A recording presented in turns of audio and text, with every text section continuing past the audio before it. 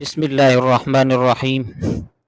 عن أبي قتادة رضي الله تعالى عنه أن رسول الله صلى الله عليه وسلم قال: صيام يوم عاشوراء أحتسب على الله أن يكفر السنة التي قبله.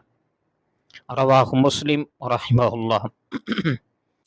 حضرت ابو قتادہ رضی اللہ تعالیٰ عنہ سے روایت ہے کہ نبی کریم صلی اللہ علیہ وسلم نے فرمایا: صیام یوم عاشوراء، کہ عاشوراء کے دن کا روزہ یعنی 10 محرم کا روزہ، احتسب علی اللہ، میں اللہ تعالیٰ سے امید رکھتا ہوں، ان یکفر السنۃ التی قبلہ، کہ وہ گزشتہ 1 سال کے گناہوں کے کفارہ بن جائے گا۔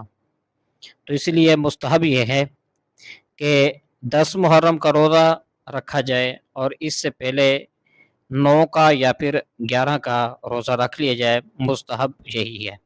اسی لیے کہ نبی کریم صلی اللہ علیہ وسلم نے خواہش ظاہر فرمائی تھی کہ اگر آئندہ سال میں زندہ رہا تو انشاءاللہ ایک روزہ ساتھ میں ملاؤں گا تاکہ یہود کی مشابہت سے بچا جائے۔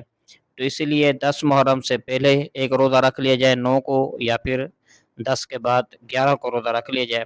اور بہتر یہ ہے کہ چونکہ جمعرات آ رہی ہے اور نبی کریم صلی اللہ علیہ وسلم کا معمول بھی یہی تھا کہ آپ صلی اللہ علیہ وسلم پیر اور جمعرات کا روزہ رکھا کرتے تھے، تو بہتر یہی ہے کہ جمعرات کا روزہ بھی رکھ لیا جائے اور جمعے کا روزہ رکھ لیا جائے۔ جزاکم اللہ خیرہ، اللہ تعالیٰ عمل کی توفیق عطا فرمائے، آمین۔